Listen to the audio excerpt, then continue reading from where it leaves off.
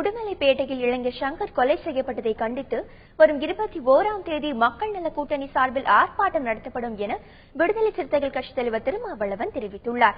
எமது தந்தி டிவி செய்தியாளருக்கு அவர் அளித்த பிரத்யேக பேட்டியை தற்போது பார்க்கலாம். மக்கள் நல கூட்டணியை சார்ந்த தலைவர்கள் ஒருங்கிணைப்பாளர் அண்ணன் வைகோ அவர்களும், மார்க்சிஸ்ட் கம்யூனிஸ்ட் கட்சியினுடைய மாநில செயலாளர் தோழர் ஜி ராமகிருஷ்ணன் அவர்களும், இந்திய கம்யூனிஸ்ட் கட்சியினுடைய மாநில செயலாளர் தோழர் முத்தரசன் அவர்களும் நானும் இந்த கண்டன ஆர்ப்பாட்டத்தில் பங்கேற்கிறோம். எங்களுடைய குறைந்தபட்ச பொது செயல் திட்ட அறிக்கையிலேயே இத்தகைய ஆணவ கொலைகளை தடுப்பதற்கான சட்டத்தை கொண்டு வருவோம் என்று நாங்கள் உறுதியளித்திருக்கிறோம். கொலை சம்பவத்திலே தொடர்புடையவர்கள் அனைவரையும் ஜாமீனில் வெளிவர முடியாத வகையில் சிறைப்படுத்த வேண்டும்.